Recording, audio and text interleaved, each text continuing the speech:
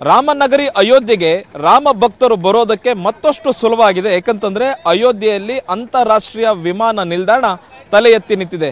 ರಾಮ ಮಂದಿರದ ಜೊತೆಗೆ ಈ ವಿಮಾನ ನಿಲ್ದಾಣವು ಕೂಡ ಈಗ ಅಯೋಧ್ಯೆಯಲ್ಲಿ ತಲೆ ಎತ್ತಿ ನಿಂತಿರುವಂತಹದ್ದು.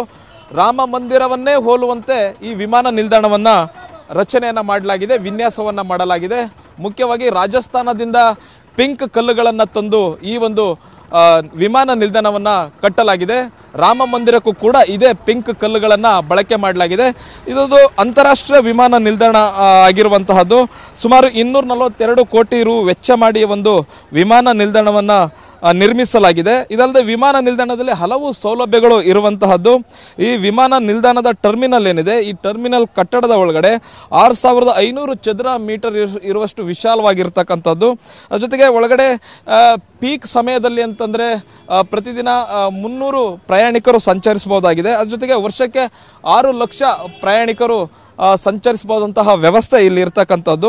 ಈ ವಿಮಾನ ನಿಲ್ದಾಣದಲ್ಲಿ ಚೆಕ್ ಇನ್ ಪಾಯಿಂಟ್ಗಳು ಕೂಡ ಇರುವಂತಹದ್ದು. ಅದ್ರ ಜೊತೆಗೆ 3 ಕನ್ವೇಯರ್ ಬೆಲ್ಟ್ಗಳು ಕೂಡ ಇರುವಂತಹದ್ದು.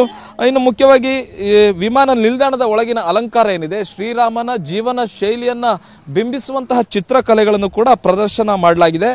ಸುಮಾರು ಪ್ರಾದೇಶಿಕ ಯೋಜನೆಯಡಿ ಸುಮಾರು 500 ಕಿಲೋಮೀಟರ್ ಪ್ರದೇಶವನ್ನ ಈ ಒಂದು ವಿಮಾನ ನಿಲ್ದಾಣ ವ್ಯಾಪಿಸಿಕೊಳ್ಳುತ್ತೆ. ಅಂದರೆ 3-4 ಜಿಲ್ಲೆಗಳಿಗೆ ಇದು ಸಹಾಯಕ ಆಗಲಿದೆ. ಮುಖ್ಯವಾಗಿ ಜನವರಿ 15ರಿಂದ ಇಲ್ಲಿ ವಿಮಾನ ಹಾರಾಟ ಪ್ರಾರಂಭ ಆಗುತ್ತೆ. ಮುಂಬೈನಿಂದ ವಿಮಾನ ಇರುತ್ತೆ, ಮತ್ತು ಅಹಮದಾಬಾದ್, ದೆಹಲಿಯಿಂದಲೂ ಕೂಡ ವಿಮಾನ ಸಂಚಾರ ನೇರವಾಗಿ ಅಯೋಧ್ಯೆಗೆ ಸಂಚಾರ ಆಗುತ್ತೆ. ಬೇರೆ ಬೇರೆ ರಾಜ್ಯಗಳಿಂದ ಬೇಗ ಬರಬೇಕು ಅನ್ನುವಂತಹ ಯಾತ್ರಾರ್ಥಿಗಳಾಗಿರ್ಬೋದು, ಭಕ್ತರಿಗಾಗಿರ್ಬೋದು ಈ ವಿಮಾನ ನಿಲ್ದಾಣ ಸಾಕಷ್ಟು ಸಹಾಯ ಮಾಡುತ್ತೆ. ರಾಮ ಮಂದಿರ ಉದ್ಘಾಟನೆಗೆ ಮುಂಚೆಯೇ ವಿಮಾನ ನಿಲ್ದಾಣ ಉದ್ಘಾಟನೆ ಆಗ್ತಾ ಇದೆ. ಪ್ರಧಾನಿ ನರೇಂದ್ರ ಮೋದಿ ಅವರು ಡಿಸೆಂಬರ್ 30ರಂದು ಈ ಒಂದು ವಿಮಾನ ನಿಲ್ದಾಣದ ಉದ್ಘಾಟನೆಯನ್ನ ಮಾಡ್ತಾ ಇದ್ದಾರೆ. ಕ್ಯಾಮ್ರಾ ಪರ್ಸನ್ ಅಜಯ್ ಜೊತೆಗೆ ಹರೀಶ್, TV9 ಅಯೋಧ್ಯೆ.